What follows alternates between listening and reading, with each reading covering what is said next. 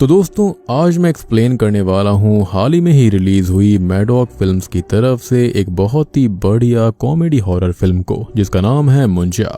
ये movie Munjya Indian folklore और mythology के ऊपर बेस्ड होने वाली है। और दोस्तों मैंने हाल ही में ही एक बहुत ही बेहतरीन मूवी को एक्सप्लेन किया है जिसका नाम है द सिन। अगर आपने उस मूवी को नहीं देखा है ना, जाकर देखना। कोरियन हॉरर है, प्रॉपर हॉरर है। मतलब सच कह रहा हूँ कि यहाँ पर वो इनकेंटेशन या फिर एक्जुमा से भी बढ़िया है। अगर आप प्रॉपर हॉरर मूवी का शौक रखते हो ना, जाकर देखना, मजा आ जाएगा। उसका लिंक आपको नीचे डिस्क्रिप्शन में, पिन कमेंट में, दोनों में मिलेगा। तो मुंजिया मूवी की शुरुआत होती है 1952 से, जहां पर हमें गांव के अंदर फेस्टिवल होते हुए देखते हैं। उस फेस्टिवल के अंदर हम दो भाई बहनों को देखते हैं, जिसमें भाई का नाम गोटिया होता है। जहां पर गोटिया बहुत ही ज्यादा गुस्से में था क्योंकि उसको अपने से 7 साल बड़ी लड़की मुन्नी से लगन करना था, यानी कि शादी करनी थी। लेकिन ऑब्वियसली इस चीज के लिए उसके परिवार वाले या फिर कोई भी राजी नहीं होता, जिसके चलते वो अपनी बहन को चेटोकवाड़ी में लेकर जाता है, वो भी एक बीच के किनारे से, ताकि वो वहां पर पीपल के पेड़ के नीचे एक रिचुअल कर सकेगा, जिससे कि उसको मुन्नी मिल जाएगी।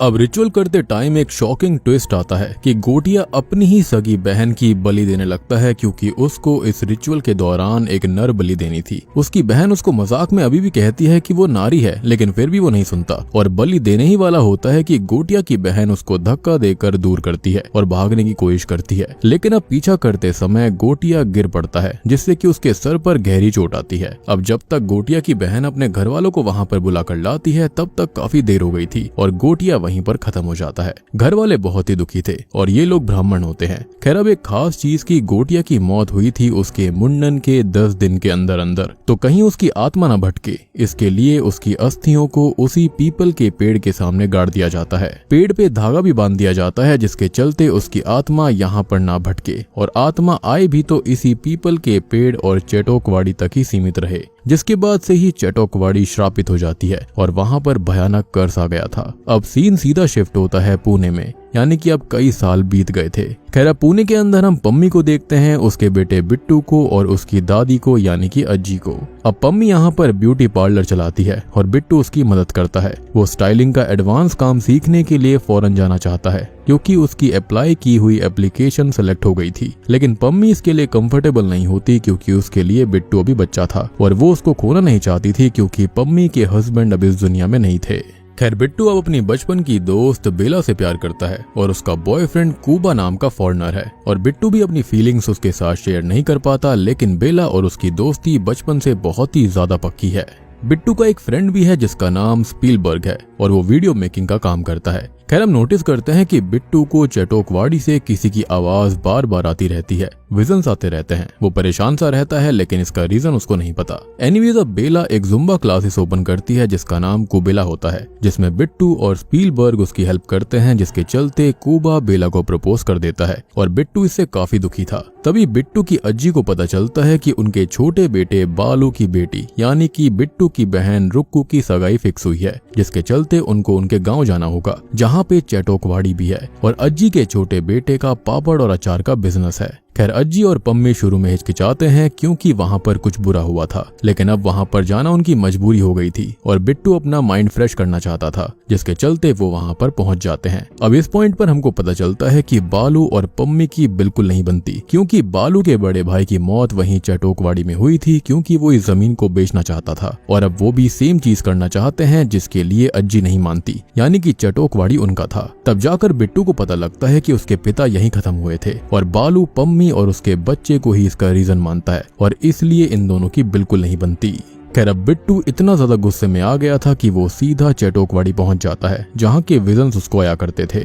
अब यहाँ पर चेटोकवाड़ी की डिटेल देखी जाए तो एक बीच है और वहीं से एक रास्ता सीधा चेटोकवाड़ी तक जाता है। खैर तभी हम वहाँ पर मुंजिया को देखते हैं, जो कि बिट्टू पे हमला कर देता है। अब गांव वालों को बिट्टू की स्कूटी जंगल के पास मिलती है और तभी पूरे परिवार को खबर आती है कि बिट्टू मिसिंग है। लेकिन उसका चाचा बालू उससे इतनी नफरत करता था कि वो बस ये कहता है कि स्कूटी दे जाओ, बाकी देखा जाएगा, क्योंकि वो चेटोकवाड़ी के नाम से ही मुद्द दिया करता था। अब चैटोकवाड़ी जाने से सभी डर रहे थे, लेकिन तभी अज्जी मैटर अपने हाथों में लेती है, क्योंकि वहां पर बहुत ही बड़ा ट्विस्ट रिवील होता है कि बिट्टू की अज्जी असल में कोई और नहीं है, बल्कि वो गोटिया यानी कि मुंजिया की वही बहन है जिसकी वो बचपन में बलि देना चाहता था। और अज्जी के पास एक छड़ी होती है जिसको लेकर वो सीधा चैटोकवाड़ी पहुंच जाती है। अब या तो ये छड़ी उनके बाबा की है जिससे कि गोटिया डरता था, तो उसका डर मुंजिया में भी है, या फिर ये कोई स्पेशल छड़ी है जो कि मुंजिया यानी कि ब्रह्म राक्षस को डराने दर्द देने में काम आती है। क्योंकि जैसे ही अज्जी इस छड़ी का इस्तेमाल करती है, मुंजिया बिट्टू को पीपल के पेड़ की जकड़ से ढीला कर देता है और इस छड़ी के निशान भी उस पेड़ के ऊपर बन गए थे। और ये ब्रह्म राक्षस वाली कहानी मैं आपको थोड़ी देर में समझाऊंगा। एनीवेज, अब अज्जी बिट्टू को वहां से ले जाने ही वाली थी कि तभी मुंजिया अपने हाथ को बिट्टू की पीठ पे इम्प्रिंट कर देता है और बस फिर यहाँ से अज्जी और बिट्टू किसी तरह से निकल जाते हैं। जहाँ पर अज्जी बताती है कि उसकी वजह से ही बिट्टू के पिता और उनके बड़े बेटे खत्म हो गए थे, क्योंकि उन्होंने ही उनको चैटोकवाड़ी अकेले में आने के लिए बोल दिया था। लेकिन तभी हम नोटिस करते हैं कि बिट्टू की पीठ का वो जो हैंड इम्प्रिंट होता है वो चमकने लगता है, उसको दर्द होता है और बस तभी बिट्टू के सामने ही अज्जी को मुंजिया जान से मार डालता है। यानी कि जो बलि वो सालों पहले देना चाहता था वो आज इनडायरेक्टली पूरी हो गई थी। और मुंजिया के अंदर अपनी बहन को लेकर गुस्सा भी था। सोचकर देखो, अपनी सगी बहन को मार डाला। और तभी बिट्टू ये देखकर वहीं बेहोश हो जाता है। इसके बाद बिट्टू की आंख सीधा हॉस्पिटल में खुलती है, जहां पर उसको ये दुख खबर मिलती है कि उसकी अज्जी अब जिंदा नहीं रही, जो कि उस पर जान छिड़कती थी। वो उनका बहुत ही ज्यादा लाडला था, लेकिन अब वो नहीं रही, जिससे कि पम्मी, बिट्टू और रुक्कू सभी टूट जाते हैं। लेकिन बालू के टॉन्ट अज्जी की चिता जलते वक्त भी नहीं रुकते और बस गुस्से में आकर पम्मी बिट्टू को शहर ले जाने लगती है। अब शाम होते ही बस के अंदर मुंजिया एक लेडी पैसेंजर को चिमटी काट लेता है, जिससे उस लेडी को बिट्टू पे शक होता है, वो उसको मारती है। लेकिन हम देखते हैं कि वो मुंजिया ने किया था, जो कि बस बिट्टू को दिख रहा था। और आप ये भी सोच रहे होंगे कि जो मुंजिया इतने सालों से पेड़ से बंधा हुआ था वो आज शहर कैसे आ गया और बिट्टू को ही क्यों दिखा। तो असल में ये मुंजिया असल में अपने ब्लड लाइन्स वालों को ही दिखते हैं। सिर्फ शाम में ही आ सकते हैं, उनको पजस कर सकते हैं, उनके साथ रह सकते हैं। और अब एक तरह से मुंजिया ने बिट्टू को मार्क करके उसको पीपल का पेड़ बना लिया था, जिस पर वो कभी भी शाम में आ जा सकता था। अब शहर में आते ही मुंजिया उसकी नाक में दम कर देता है। वो उससे लगातार मुन्नी को ढूंढने के लिए कहता है और इसी सेम चीज को बिट्टू का फ्रेंड स्पीलबर्ग भी फील कर पाता है और सुन पाता है, क्योंकि वो मुंजिया को देख नहीं सकता था। मुंजिया की यहाँ पर एक शर्त भी होती है कि वो मुन्नी से शादी करना चाहता है और फिर मुक्ति चाहता है। अब ये दोनों ही मुन्नी को ढूंढना चालू कर देते हैं, जिसके चलते बिट्टू रुक्कू से बात करता है, जो कि बताती है कि मुन्नी अज्जी की ही फ्रेंड हुआ करती थी, तो उनके बक्से में कुछ फोटोज होंगी जो कि वो सेंड कर देगी। अब जैसे ही फोटो उसके पास आती है तो वो देखते हैं कि शॉकिंगली मुन्नी बिल्कुल बेला जैसी ही दिखती थी। यानी कि बेला की ही अज्जी मुन्नी थी, जिसके घर वाले गांव से घर बेचकर शहर में शिफ्ट हो गए थे और फिलहाल बेला के जो घर वाले हैं वो यूएस में रहते हैं। अब मुंजिया भी फोटो देखकर तुरंत ही उसको वहां पर जाने की इंस्ट्रक्शंस देता है और ये लोग उसकी बात इसलिए मान रहे थे क्योंकि मुंजिया ने धमकी दी थी कि अगर बिट्टू ने उसकी बात नहीं मानी तो जैसे उसने अज्जी को खत्म किया था वैसे ही वो उसकी माँ पम्मी को खत्म कर देगा। और डर के मारे बेचारा बिट्टू उसकी बात मान लेता है। अब ये बेला के यहाँ जाते हैं, जहाँ पे मुन्नी अब बहुत ही बूढ़ी हो चुकी है, जिसको देखकर मुंजिया घिन करने लगता है, क्योंकि अब वो सुंदर नहीं रही थी। खैर, अब बेला वहाँ पर आ जाती है, जो कि बिट्टू को उसके लॉस के लिए यानी कि अज्जी के लिए गले लगाती है और वो बिट्टू को बताती है कि उसके बॉयफ्रेंड कूबा ने उसे शादी के लिए जो प्रपोज किया था ना, उसके लिए उसने मना कर दिया क्योंकि उसको इंडिपेंडेंट रहना है। लेकिन अब तभी हम ये देखते हैं कि बेला की शक्ल मुन्नी से तो मिल ही रही थी, तो मुंजिया उस पे फिदा होकर ये कहता है कि उसको बेला से ही लगन यानी कि शादी करनी है। अब मुंजिया पूरा प्लान बताता है कि उनको चैटोकवाड़ी में ही बेला को लेकर आना होगा, उसका सैक्रिफाइस करना होगा, जिसके बाद ही मुंजिया आजाद हो पाएगा। लेकिन बिट्टू इससे शॉक हो जाता है, क्योंकि वो तो बेला से इतना प्यार करता था, लेकिन अल्टीमेटली उसको इस बात के लिए मानना पड़ता है, अदरवाइज उसकी माँ को भी मरना पड़ता। खैर, अब ये दोनों ही जाते हैं सीधा कटप्पा के पास। जस्ट किडिंग, ये जाते हैं एल्वेज करीम प्रभाकर के पास में, जो कि भूत भगाने में एक्सपर्ट होता है। हैंड ऑफ गॉड उसके पास था, लेकिन बिट्टू को इन सब पर विश्वास नहीं होता। सिर्फ यहाँ पर स्पीलबर्ग ही था जिसको यकीन था। लेकिन जैसे ही स्पीलबर्ग बिट्टू की पीठ पे मुंजिया का हैंड इम्प्रिंट उसको दिखाता है, तो प्रभाकर तुरंत ही बोलता है कि अयो मुंजिया, क्योंकि वो पहले 4 मुंजिया को हरा चुका था। और तब जाकर हमें मुंजिया का डिटेल दिया जाता है कि अगर कोई ब्राह्मण लड़का जिसकी उम्र 10 साल से कम की रही हो और अगर उसकी मौत उसके मुंडन होने के 10 दिन के भीतर ही हो जाती है, तो जो ऐसे लड़कों की आत्मा होती है वो मुंजिया बनती है।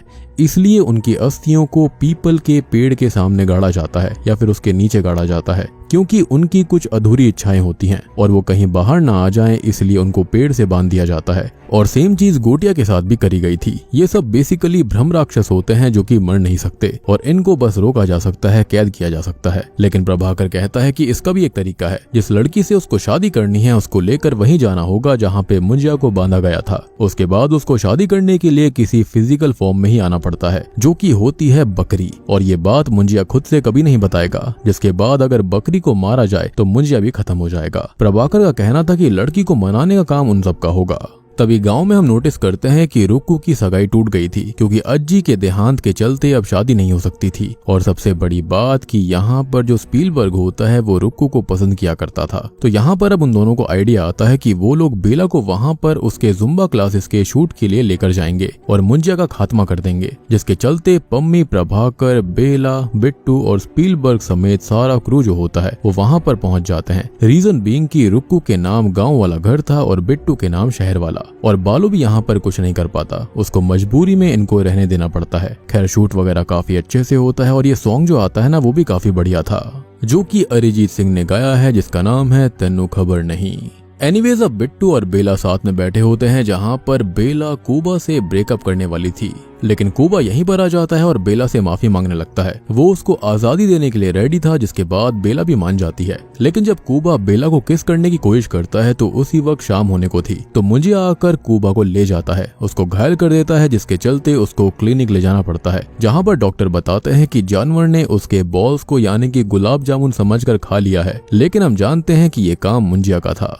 अब इस चीज से बेला बेहोश हो गई थी, क्योंकि उनका फ्यूचर ही खत्म हो गया। अब बिट्टू और स्पीलबर्ग मुंजिया को शांत करने की कोशिश करते हैं, लेकिन तभी वहाँ पर रुक्कू भी आ जाती है, जो कि मुंजिया को देख सकती थी, क्योंकि वो भी सेम ही ब्लड लाइन की है। और बस अब ये तीनों प्लान करते हैं कि मुंजिया को अब खत्म करना ही पड़ेगा, उसे रोकना पड़ेगा। खैर प्रभाकर इनको सब बताता है कि इनको एक बकरी लानी पड़ेगी, जिसके माथे पर एक स्पेशल चिन्ह बनाकर मंत्र पढ़ने होंगे और मुंजिया को बकरी के शरीर में आमंत्रित करना पड़ेगा। और ये साइन बिट्टू के खून से बनेगा, जो कि होता है एक Z और उसके बीच में एक और लाइन। लेकिन इस साइन को बनाने में कोई भी गलती नहीं करनी है और ना ही किसी और के शरीर पर या माथे पर ये बनाना है, अदरवाइज गड़बड़ हो जाएगी। खैर अब ये सब लोग बकरी लाते हैं और बेला को दारू पिला के वहाँ चैटोकवाड़ी वाले पीपल के पेड़ के नीचे ले आते हैं। और मुंजिया इनको प्रभाकर वाली इंस्ट्रक्शन ही देता है, यानी कि उसने अभी तक इनको कुछ नहीं बताया था। और मुंजिया बकरी में आ जाता है, लेकिन गड़बड़ हो जाती है, क्योंकि बेला ने अपने माथे पे सेम साइन बना दिया था। और अब बस मुंजिया बकरी से निकलकर बेला के अंदर चला जाता है और बकरी के अंदर बेला की आत्मा चली जाती है, यानी कि यहाँ पर आत्मा स्विच हो गई थी। अब ये लोग करते ये हैं कि किसी तरह से इस बकरी को यानी कि बेला को लेकर वो आ रहे होते हैं, लेकिन इसको बकरी समझकर बालू अपने साथ ले जाता है ताकि वो उसको खा सके। अब ये लोग घर आ जाते हैं और पम्मी को बालू के खिलाफ भड़काते हैं कि पम्मी में बिल्कुल हिम्मत नहीं है बकरी लेने की, जिसके चलते वो गुस्से में वहाँ से जाने को उठती है कि बेला के शरीर में मुंजिया इन पर हमला कर देता है और सीधा घर पहुँच जाता है, जहाँ पर पम्मी को बिट्टू ने सब बता दिया था। लेकिन तभी प्रभाकर वहाँ पर आ जाता है, क्योंकि इन्होंने उसको पहले ही सब बता दिया था। वो नमक का इस्तेमाल करके मुंजिया बेला को सर्कल में ही बांध देता है। स्पीलबर्ग और रुक्कू उस पर नजर रख रहे थे, लेकिन तभी स्पीलबर्ग को बहुत तेज सुसु आने लगती है, जिसके चलते वो वहाँ पर पास में ही चला जाता है और बाकी बेला को ढूंढने यानी कि उस बकरी को लेने जाते हैं। अब वहां जाकर इनको दिखता है कि बकरी को तो खा लिया गया है। तो प्रभाकर का ये कहना था कि बेला की आत्मा उसके शरीर में होगी और इससे भी आत्मा का एक्सचेंज हो सकता है। अब ये लोग साइन बनाते हैं उसके माथे पर, लेकिन तब तक स्पीलबर्ग को वो बकरी मिल गई थी और रुक्कू को बेवकूफ बनाकर मुंजिया आजाद होकर यहीं पर आ गया था। अब होता यह है कि 3 लोगों पर यह साइन बना हुआ था, यानी कि बकरी, बेला और बालू पर, जिससे कि बालू के शरीर में मुंजिया आ जाता है, बेला की आत्मा उसके शरीर में वापस आ गई थी और बकरी को भी उसकी आत्मा मिल जाती है। अब बालू के शरीर में मुंजिया सब पर हमला करता है और प्रभाकर को भी दूर फेंक देता है और फिर बेला को लेकर सीधा निकल पड़ता है चैटोकवाड़ी की तरफ। तभी बिट्टू को अपनी अज्जी की आत्मा दिखाई देती है, जो कि उसको ये कहती है कि अब मैनअप होने का टाइम आ चुका है, यानी कि हवा के झोंके को तूफान बनने का वक्त आ गया था। और वो छड़ी भी समुद्र से बाहर अचानक प्रकट हो जाती है, एज इफ की अज्जी की आत्मा उसकी हेल्प कर रही थी। फाइनली अब बिट्टू पीपल के पेड़ के पास पहुंच जाता है और इस छड़ी से खूब सारे वार मुंजिया पे करता है और अब उसकी आत्मा को सेम साइन बनाकर प्रॉपर्ली पेड़ से अटैच करता है, बालू भी इससे आजाद हो गया था, लेकिन वो ये सब देखकर डर कर वहाँ से भाग जाता है क्योंकि वो एक बुज़दिल इंसान था। मतलब अब मुंजिया पेड़ के अंदर था, पेड़ मुंजिया का शरीर बन गया था जिससे कि उसको ज्यादा ताकत मिल जाती है। यानी कि अब मुंजिया जो था वो पेड़ को एज अ इक्विपमेंट की तरह, एक हथियार की तरह इस्तेमाल कर सकता था। वो पेड़ की जड़ों से यहाँ पर इन दोनों पर ही हमला कर देता है। लेकिन तभी होता यह है कि जो बेला होती है वो मुंजिया के ऊपर तेल डाल देती है, जो कि ये लोग मुंजिया के लिए पहले लेकर आए थे ताकि वो सब कुछ जला सकें। और बस बिट्टू वहां पर आग लगा देता है जिससे कि ये पीपल का पेड़ जलने लगता है और बेला और बिट्टू बच गए थे। बिट्टू ने फाइनली अपने प्यार को बचा लिया। खैर अब कुछ हफ्ते बीत जाते हैं और अब बेला बाहर घूमने जाने वाली थी। बिट्टू अब बेला को अपनी फीलिंग्स बताता है, लेकिन बेला उसको फ्रेंड जोन कर देती है। यानी कि वो उससे बहुत ही ज्यादा अटैच तो थी, उसकी दोस्त भी बन रही थी, लेकिन बस ये कह देती है कि तुम बेटर डिजर्व करते हो और मैं तो बाहर घूमना चाहती हूँ। और सच बताऊं, मुझे यहाँ पर बेला का कैरेक्टर बहुत ही ज्यादा इरिटेटिंग लगा। मतलब इस लड़की को पता ही नहीं था कि इसको चाहिए क्या। इसको आजादी चाहिए, इसको जुम्बा करना है, इसको बाहर घूमना है, इसको फॉरेनर चाहिए या फिर बिट्टू चाहिए, इसको कुछ नहीं पता था। और बिट्टू भी उसको जाने देता है। उसको लगता है कि यहाँ पर जब बेला को यही नहीं पता कि उसे चाहिए क्या, तो वो बिट्टू का क्या ख्याल रखती। अल्टीमेटली यहाँ पर यही सिखाया गया है कि प्यार करने का मतलब जाने देना होता है, ना कि जबरदस्ती करना। दुख होता है लेकिन यही सही है। जबकि मुंजिया ने उल्टा किया था। गोटिया शुरू से ही ईविल था और वो ईविल था इसलिए ब्रह्म राक्षस बना था। खैर मूवी के एंड में हम देखते हैं कि चेटोकवाड़ी को काटा जा रहा था क्योंकि उस जगह को एक बिल्डर ने खरीद लिया। सेम चीज बालू ने भी बहुत पहले कही थी कि वो इसको बेचना चाहता है, जैसे कि उसका बड़ा भाई भी बेचना चाहता था। और अब अज्जी के मरने के बाद उसके पास राइट्स आ गए होंगे। साथ ही साथ हम ये भी देखते हैं कि अब जो बालू होता है वो बिल्कुल पगला सा हो गया था। वो अपने ऊपर पानी डलवाता है कि वो सूखने वाला है। और अब यहाँ पर एक बहुत ही बड़ा ट्विस्ट रिवील होता है। मुझे यहाँ पर ऐसा लगता है कि जो स्टार्टिंग में सीन आया था जहाँ पर इन तीनों के माथे पर साइन बना था, तो मुंजिया की जो आत्मा थी वो तो चली गई थी बालू के अंदर, बेला को उसकी आत्मा मिल गई थी, लेकिन बकरी के अंदर शायद से बालू की आत्मा चली गई। और अब जब ये रिचुअल फिर से हुआ था तो पेड़ की जो आत्मा थी ना वो बालू के अंदर आ गई, और जो बालू के अंदर मुंजिया की आत्मा थी वो पेड़ के अंदर चली गई। तभी तो यहाँ पर बालू बोल रहा था कि मैं सूख रहा हूँ, मेरे को पानी डालो। अदरवाइज यहाँ पर कोई मतलब नहीं बनता कि बालू इस तरह की बात करे, या फिर हो भी सकता है कि खाली यहाँ पर ये मजाक वगैरह हो रहा होगा, उसको पागल दिखाने की कोशिश करी गई होगी। या फिर आप लोग बताना कि आपको क्या लगता है, मेरी थियरी यहाँ पर सही है या फिर नहीं।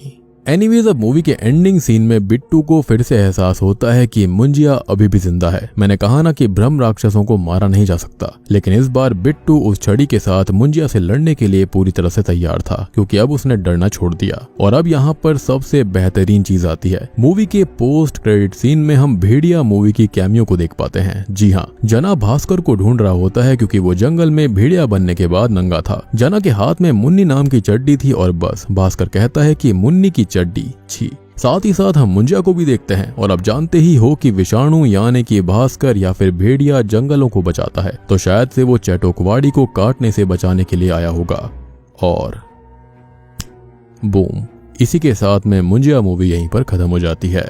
तो दोस्तों ये थी मुंजिया फिल्म की कहानी, और ये मूवी मैडॉक सुपरनैचुरल यूनिवर्स के अंदर चौथी मूवी है। जैसे कि स्टार्टिंग में आई थी स्त्री, उसके बाद आई थी रूही, फिर भेड़िया, और अब आई है मुंजिया, जिसके बाद स्त्री 2 भी आने वाली है। और आपको याद होगा कि एक मूवी आई थी जिसका नाम ज़ॉम्बी वाली था, जिसको आदित्य सरपोटदार ने डायरेक्ट किया था, तो ये मूवी भी उन्होंने ही डायरेक्ट करी है। अब इस मूवी के अंदर जो ये बात बताई गई है कि जो ब्राह्मण के बच्चे होते हैं जिनकी उम्र 10 साल से कम होती है, अगर उनका मुंडन हुआ होता है और 10 दिन के भीतर उनकी मौत हो जाए, उनकी कोई अधूरी इच्छा हो, तो वो ब्रह्म राक्षस बन जाते हैं, यानी कि मुंजिया बन जाते हैं। ये चीज मैंने अपने ट्रेलर ब्रेक डाउन के दौरान बताई थी। कुछ चीजें हमारी यहाँ पर सही हुई हैं, कुछ चीजें गलत भी हुई हैं, लेकिन जो मोटिव था वो चीज बिल्कुल सही मैंने बताई थी। और सच बताऊं, मैं इन मूवीज को एज एन इंडिपेंडेंट मूवीज कभी देखता ही नहीं हूँ, क्योंकि ये सारी मूवीज जो है ना वो एक यूनिवर्स का पार्ट है, जहाँ पर ये सारे कैरेक्टर्स कभी ना कभी एक दूसरे को क्रॉस जरूर करेंगे, या फिर कोई ना कोई कैमियो या फिर कुछ ना कुछ जरूर होगा। तो इसको एज अ यूनिवर्स देखा जाए तो मेरे हिसाब से ज्यादा बेटर है। उस हिसाब से ये मूवी अच्छा परफॉर्म करती है। यहाँ पर कुछ नया था, कुछ इंटरेस्टिंग था, देखने में मजा आता है। मुझे ऐसा लगता है कि जो फर्स्ट हाफ था ना वो काफी इंटरेस्टिंग था, वहाँ पर हॉरर और कॉमेडी का एक अच्छा ब्लेंड होता है। लेकिन जो सेकंड हाफ है ना, वहाँ पर मूवी इमोशनल ज्यादा चली जाती है, प्यार वगैरह दिखाना, यहाँ पर ये सब चीजें ज्यादा थी। लेकिन अच्छा भी है, यहाँ पर सोशल हॉरर मूवीज का कॉन्सेप्ट भी आजकल काफी चल रहा है कि हॉरर के बहाने ही आप सोशल मैसेजेस भी दे सकते हैं। बाकी आप लोग बताना कि आपको ये फिल्म कैसी लगी। बाकी एक और इंटरेस्टिंग बात बताता हूँ मैं आपको कि मैं सुबह सुबह का 9:45 का शो देखने गया था, लेकिन उस वक्त कोई भी आया ही नहीं हुआ था, कोई भीड़ नहीं थी, जिसके चलते वो शो ही कैंसिल हो गया। I mean, बहुत ही ज्यादा डिसअपॉइंटिंग लगा मुझे ये। जिसके बाद मैंने अगला शो देखा जो कि 12:20 का था। और ये तो अच्छा हुआ कि मैंने बुक माई शो से टिकट बुक नहीं करी थी, नहीं तो रिफंड लेते लेते ही हालत खराब हो जाती। और अब तो मुझे स्त्री 2 मूवी का इंतजार है, वही मूवी कुछ धमाका कर सकती है। बाकी आप लोग बताना कि आपको स्त्री 2 मूवी का इंतजार है या फिर नहीं। अगर है तो वीडियो को लाइक कर देना, चैनल के ऊपर नए हैं तो सब्सक्राइब कर लीजिए। तो मैं आप सबको मिलता हूँ अगली वीडियो के साथ में, तब तक के लिए